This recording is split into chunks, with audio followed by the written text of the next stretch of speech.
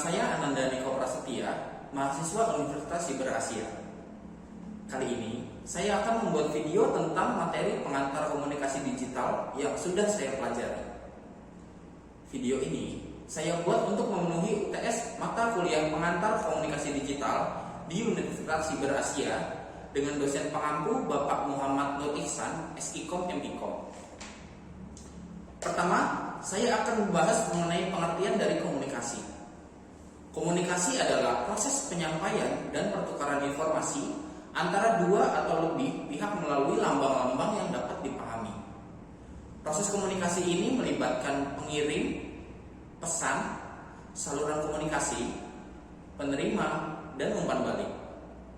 Komunikasi tidak hanya terjadi melalui kata-kata, tapi juga melalui ekspresi wajah, gerakan tubuh, tulisan, gambar, simbol, dan medium lainnya. Apa saja contoh komunikasi? Yang pertama adalah komunikasi verbal. Apa contohnya?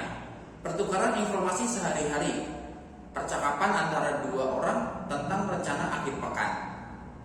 Kedua ada komunikasi nonverbal. Contohnya adalah ekspresi wajah. Seorang siswa mengekspresikan kegembiraannya dengan tersenyum pada saat ia mendapatkan nilai yang bagus. Ketiga ada komunikasi tulisan, contohnya email bisnis. Seorang profesional mengirim email kepada rekan kerja untuk membahas perkembangan proyek. Yang keempat, komunikasi visual. Contohnya adalah poster promosi, sebuah poster yang digunakan untuk mempromosikan acara atau produk dengan menggunakan gambar dan juga teks pendukung. Kelima, ada komunikasi massa, contohnya yaitu berita televisi. Sebuah liputan berita di televisi yang menyampaikan informasi kepada khalayak luas. Keenam, komunikasi digital. Contohnya adalah pesan teks. Pertukaran pesan teks antara individu melalui perangkat seluler seperti WhatsApp ataupun pesan SMS. Kemudian, saya akan membahas komunikasi verbal dan nonverbal. Apa itu komunikasi nonverbal? Komunikasi nonverbal adalah komunikasi yang mencakup ekspresi wajah, gerakan tubuh, kontak mata, intonasi suara, dan elemen-elemen lain dari komunikasi yang tidak bersifat verbal. Pesan nonverbal memberikan informasi tambahan yang mendukung atau memodifikasi pesan verbal yang disampaikan. Istilah nonverbal biasanya digunakan untuk melukiskan semua peristiwa komunikasi di luar kata-kata terucap dan tertulis. Fungsi pesan nonverbal dalam komunikasi adalah yang pertama repetisi, mengulang kembali gagasan yang sudah disajikan secara verbal. Misalnya, setelah mengatakan penolakan, saya akan menggelengkan kepala saya. Kedua, substitusi, menggantikan lambang-lambang verbal. Misalnya, tanpa sepatah kata pun kita berkata, kita akan menganggukkan kepala, menandakan bahwa kita menyetujui. Ketiga, kontradiksi, menolak pesan verbal atau memberi makna yang lain terhadap pesan verbal. Misalnya, memuji presentasi teman dengan mencibirkan bibir serta berkata, hebat, kau memang hebat. 4. Komplement, melengkapi dan memperkaya makna pesan nonverbal. Misalnya, air mata menunjukkan tingkat penderitaan yang tidak dapat diungkapkan dengan kata-kata. 5. Aksentuasi, menegaskan pesan verbal atau menggarisbawahinya. Misalnya, mengungkapkan betapa jengkelnya dengan memukul meja. Apakah seseorang dapat berkomunikasi hanya dengan menggunakan pesan verbal saja tanpa pesan nonverbal? Jawabannya adalah ya. Seseorang dapat berkomunikasi hanya dengan menggunakan pesan verbal. Akan tetapi, komunikasi yang dihasilkan kurang efektif.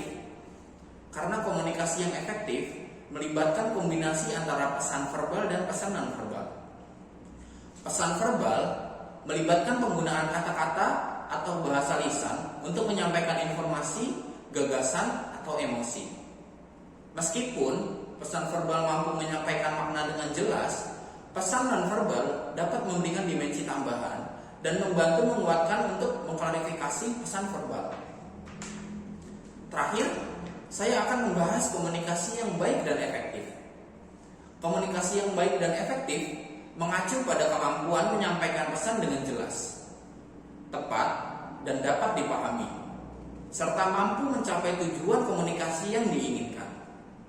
Beberapa karakteristik dari komunikasi yang baik dan efektif melibatkan keterbukaan, keterlibatan dan empati, ketepatan dan klaritas, kesesuaian dengan konteks, responsif terhadap umpan balik, konsistensi, keterampilan mendengarkan, tepat waktu, penggunaan pesan nonverbal yang tepat. Dengan menggabungkan elemen-elemen tersebut, komunikator dapat menciptakan pengalaman komunikasi yang lebih efektif, meminimalkan risiko kesalahpahaman, dan juga mencapai tujuan komunikasi yang baik dan efektif. Komunikasi yang baik dan efektif sangat penting dalam berbagai situasi dan konteks kehidupan sehari-hari. Beberapa contohnya adalah yang pertama di lingkungan kerja. Yang pertama, pemberian instruksi dengan tegas dari atasan kepada bawahan. Komunikasi yang jelas diperlukan agar anggota tim dapat memahami instruksi dan tugas dengan tepat yang diberikan oleh atasan. Kedua, rapat dan diskusi. Dalam pertemuan atau diskusi tim, komunikasi yang efektif memastikan bahwa semua anggota tim terlibat dan juga memahami semua informasi yang disampaikan. Di lingkungan pribadi, hubungan antar personal, komunikasi yang baik memainkan peran kunci dalam membangun dan memelihara hubungan personal, termasuk hubungan keluarga dan hubungan persahabatan. Dalam kegiatan sosial dan juga masyarakat, partisipasi dalam kegiatan masyarakat, komunikasi yang efektif membantu individu terlibat dalam kegiatan sosial dan berkontribusi pada kehidupan di masyarakat. Mengapa kita membutuhkan komunikasi yang baik dan juga efektif? Karena komunikasi yang baik dan efektif merupakan elemen kunci untuk menciptakan hubungan yang sehat, memecahkan suatu masalah, dan juga mencapai tujuan. Dan yang paling penting adalah berperan dalam keberhasilan dan keseimbangan antara interaksi sesama manusia. Tantangan terbesar untuk menciptakan komunikasi yang baik dan efektif adalah ketidakjelasan dan kesalahpahaman.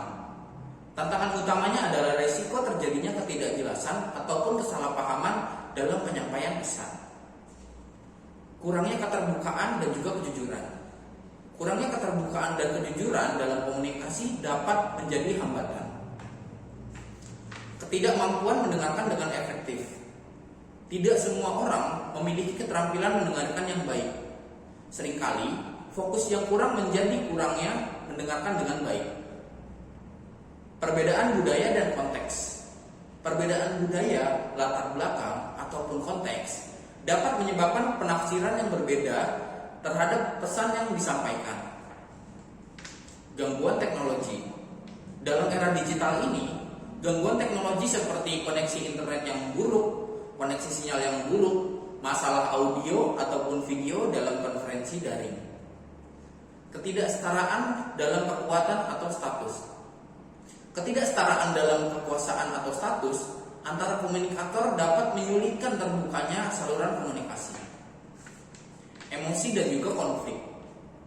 Emosi yang kuat atau adanya konflik dapat mempengaruhi cara pesan disampaikan dan juga diterima. 8. Kurangnya umpan balik. Tanpa adanya umpan balik, sulit untuk memperbaiki dan meningkatkan kemampuan komunikasi. Kurangnya keterampilan komunikasi. Tidak semua orang memiliki keterampilan komunikasi yang baik secara alami dari lahir. Kemudian, kesibukan dan kurangnya waktu. Kehidupan yang sibuk dan kurangnya waktu seringkali menghambat komunikasi yang efektif. Baik, itu tadi mengenai pengertian komunikasi, komunikasi verbal dan juga non-verbal, dan juga komunikasi yang baik dan efektif. Mudah-mudahan tayangan ini bermanfaat bagi yang menonton dan juga untuk diri saya sendiri. Kurang lebihnya mohon maaf. Wabillahi taufiq wal hidayah. Wassalamualaikum warahmatullahi wabarakatuh.